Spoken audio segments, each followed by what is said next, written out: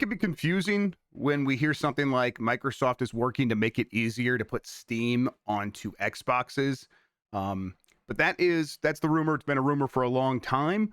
And in the last couple of days, it's a rumor that has regained traction or gotten more attention, had the spotlight shined, had the spotlight put on it so that people are discussing it a lot more. And that's because Ecstasis, a leaker, someone who I hear his name, but I really have not kept track of his record. But my understanding is sometimes gets it, sometimes doesn't.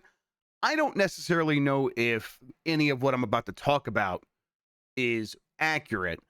I'd much rather just kind of talk about like the reasoning, the circumstantial evidence behind it, and kind of explain where, if this is happening, why it might be happening.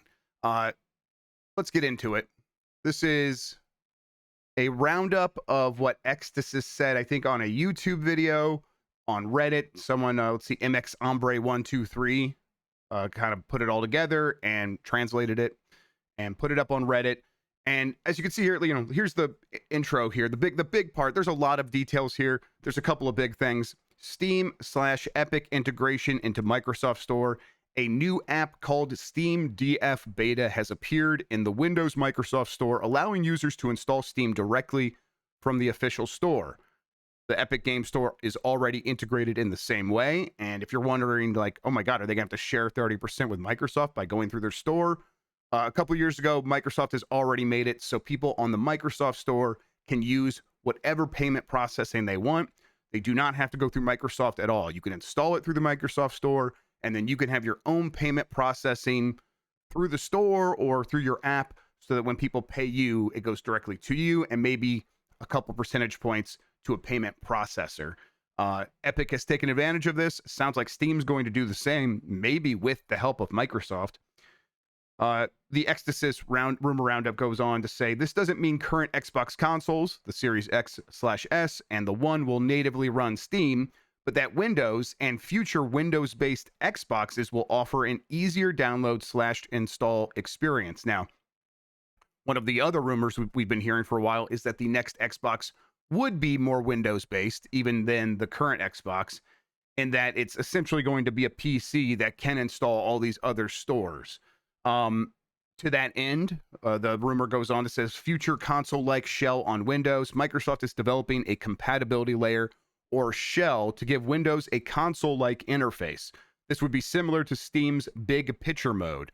It should be suitable for both PC gaming and next-gen Xbox systems. I think this is all part of the work that Microsoft is doing to make like handheld gaming PCs work well as well.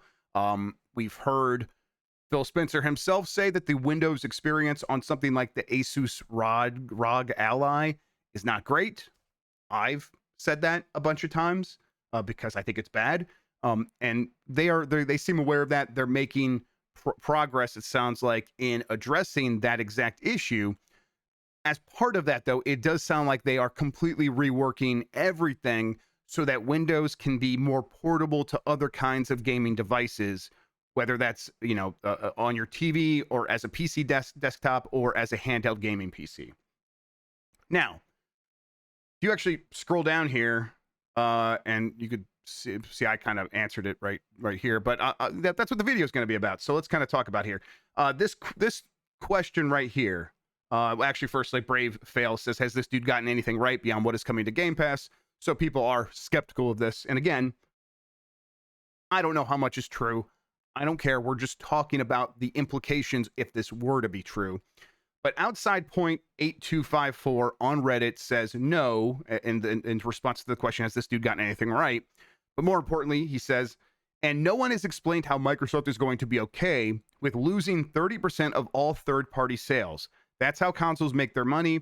Also, is online multiplayer going to be free like Steam is? That's another huge revenue loss. Now, that last part is in reference to, as this rumor goes on, there's talk of an emulator so that all Xbox games can run on PC going forward, run on Windows. And the question there would be like, okay, so if I am playing my Xbox Live games from Xbox on PC. Is multiplayer going to be free? Do I not have to pay for Xbox Live anymore and the multiplayer functionality? Maybe, probably, although the rumor says that that's not necessarily decided yet. Anyway, how is Microsoft going to be okay with losing 30% of the sales of third-party games? That's how consoles make their money. That is the question from Outside Point here. And I think that this is an important thing to understand. Microsoft seems to have a long-term play here that isn't about making money from consoles. Now, that's not too shocking.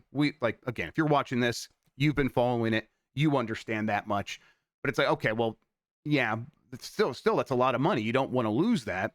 Well, when I say they're not trying to make money from selling consoles, where are they trying to make money? And it's by trying to sell their video games everywhere.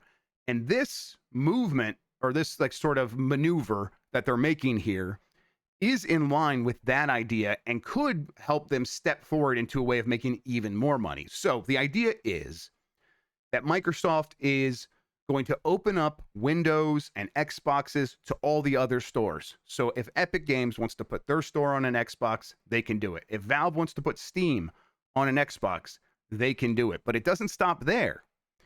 If PlayStation wants to put a store on the Xbox, it can do it. Now, Microsoft is doing this seemingly to be like, hey, just play wherever you want. But really, it is to prepare themselves for future regulation and maybe even potentially appearances in court, where they can argue, we did the right thing. We have opened up our ecosystem to all of these other stores. So now it's time for regulators to say this is the way forward, and all walled gardens, all closed platforms should have to do the same, including iOS and PlayStation. You see where this is heading? Now, again, this is all speculation. This is all kind of looking at the way Microsoft is maneuvering and using that as circumstantial evidence to maybe explain some of the choices it's making. But the regulation and Microsoft's, acquisition of all of these games that do have a lot of microtransaction sales are all kind of lining up so that if Microsoft can get regulators to force Sony to let a Microsoft store onto the PlayStation 5 or PlayStation 6 so that Microsoft can sell you Call of Duty directly without having to cut PlayStation in, and Microsoft can sell you directly billions of dollars worth of microtransactions that they no longer have to give a 30% cut to Sony for, that is a huge long-term win for them. And I think that is the direction that they're trying to push things. Will that happen? I have no idea.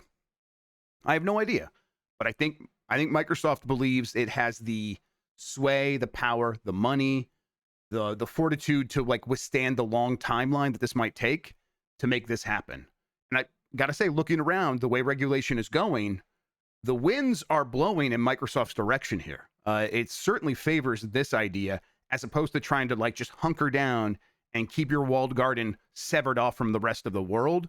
That seems like something that isn't going to last. Now, comments are open. Get in there. Let me know all the reasons that this can happen. I'm ready to hear them. I'll believe most of them too. There are a million reasons why this won't happen. For one thing, consoles are different than smartphones or PCs, right? They have always been this way, and they are not in the world where consoles are usurping the utility of a personal computer in the way that a smartphone has. So it's like a smartphone, you can argue, has sort of taken the place of the personal computer and our access to online and the internet and things like that.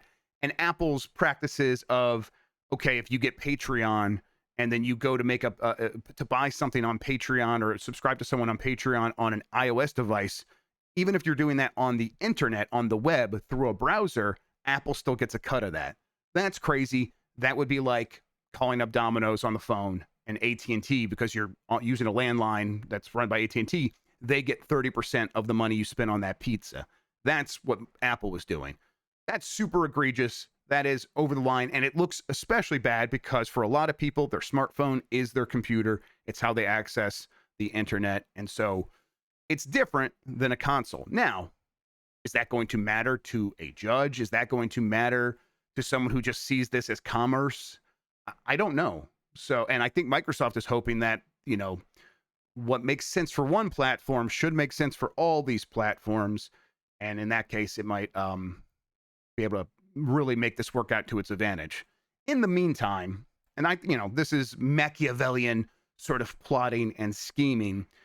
In the meantime, Microsoft is just making so much more money selling their games everywhere that they are actually legitimately less concerned with the 30% cut that they are getting from third-party games and microtransactions, things like that. Now, Fortnite, Call of Duty, these things do make a lot of money on Microsoft's platform, but not so much on just exclusively the Xbox, that Microsoft is going to forsake all the opportunities that owning Call of Duty and Minecraft and World of Warcraft affords them. They're just going to go in that direction because they could squeeze a lot more money out of that than trying to get the console in front of more people. That's an uphill battle. Yeah. Hope that made sense. I just kind of saw this popping off this morning. Thought we would talk about it real quick. Get this posted right away. Thank you for watching. Patreon.com/GameMess if you want to support these videos. Of course, I am working full time once again at Giant Bomb. I own Giant Bomb now. We acquired it from Fandom. It's been a hell of a thing. So if you want to support us, go to giantbomb.com/join. That's going to enable us to do all kinds of awesome, fun stuff, including right now trying to plan our appearance at Summer Game Fest with a GB at Night couch for a couple of nights at least. So if you want to see all that kind of stuff and you want to make sure that we're able to do it, giantbomb.com/join gets you a few extras like ad-free shows and stuff like that. All right. Thank you for watching. Hit the thumbs up if you like this. If you hated everything I said, hit the thumbs down button. Until next time, have a good one. Talk to you later. Take care of yourself, and goodbye.